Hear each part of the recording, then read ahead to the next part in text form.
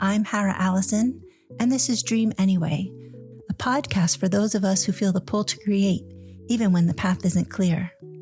So wherever you are in your journey, grab a coffee, get comfy, and dream anyway. Hi, I'm Anna Marie Martin. So you were always a writer. You are now a grant writer. And have you accomplished your dream? There are some things that I have done that are accomplished dreams. I finished college. I got a bachelor's degree in English and theater.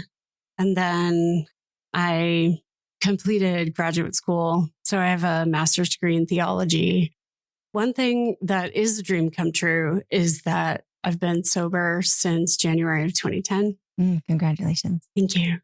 And I've had some restoring of sanity and restoring relationships. And I never thought I would have kids. You know, I always thought, well, I'm too selfish to have kids, or I would be a terrible mom because of, X, Y, or Z, the thing that I told myself. But I got sober, and then 5 months later, I was pregnant. I know from going through AA, I know that you're not even supposed to date the first year. So you're definitely not supposed to have a kid. I definitely missed that memo. And doing things out of order, in addition to doing differently than everybody else does, is another one of my specialties. I don't really have to do things out of order. It's just, an old habit, I guess. One of the things that is a direct result of my sobriety is that my relationships with my family have really just come back. That's awesome. I have 2 older brothers, and I can rely on them for advice, and they answer the phone when I call, it's still a miracle. I have a community of support, and I don't have to have all the answers. And last week, I was just really, really worried about something. And I saw a bunch of different friends about it, and my best friend was out of town. And, I'm like, okay, I got to dig deep here. And I go to AA, and they're like, Anna, what are you so afraid of? Is God in charge or not? Don't put that energy out into the world. Everybody was kind of coddling me, being nice and understanding. And then I go to AA, and they're like, knock it off, which is fantastic. Because after that, I got a massage, and then she told me later that she did all this energy work, and I kind of got off the table, and I was like, oh, this is going to be okay. That's awesome. So I would definitely say that that's a dream come true. Mended relationships and living your best life and being fully present for relationships and your children, and paying attention to the undercurrents of what's going on in your life. And I think that would be a dream of mine, just to how was it that I paid attention to my life and all the events in my life. And I look at kind of who I am now, and there's just been so much growth. Putting away the need to be different and the need to be stellar, outstanding. You get to be just like everyone else if that's what you want. Or embrace whatever it is that you truly are, without having to even figure it out. What keeps coming to mind through all of this is that, last year I faced a cancer diagnosis. I have incurable cancer. And it just has really made me realize that none of this matters. And we have to be kind to each other. And even we're in our 50s, and none of my family's lived to 80. And so there's not much time left even. So we got to stop worrying about the small shit. We got to just embrace what we have, who we are, all of it. And so that is really the point of the podcast. And I'm glad you brought up becoming sober. And so what I'm wondering, for somebody who is in the midst of addiction, even whatever it is, what can you offer somebody? How do you find yourself again? How do you believe that you're this person but you can become something else? That's the question. Oh, okay. I think a lot of us struggle with something. And I think the more we understand about addiction, the research and data shows trauma is the gateway drug. Trauma, not bad character, not bad parenting, not bad religion, bad this, bad that. It's trauma. So doing the work. The thing for me is if you are in the midst of, I hate myself, I hate my life, I hate my body, I hate everyone around me. Some people ingest things, some people have sex, some people go shopping, could be any number of risky behaviors. If you are at a place where you want to die, and people who get sober, that is the place where they make a change because they either say, I don't want to do this anymore, or I can't live this way, or higher power help me, God help me. If you think you need treatment, you probably need treatment. If you think that the idea of a 30, 90, 6-month vacation away from your life is too terrifying, then go to meetings every day. Yeah. If you're scared, that's okay. It's not going to kill you.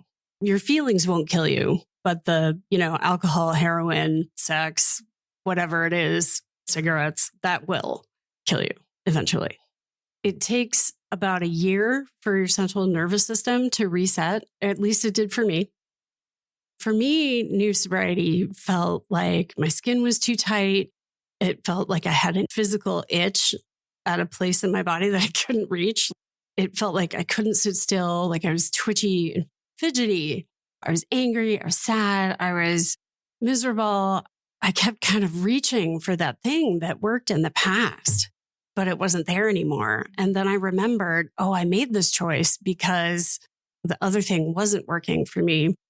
Your capacity for discomfort will grow the more sober you get.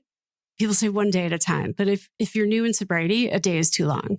So you have to do 1 hour at a time. Nope, that's too long. I'm going to do the next 5 minutes. I'm going to do the next 60 seconds.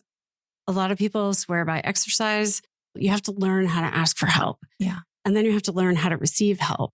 You don't have to go to court alone. You don't have to go through your divorce alone.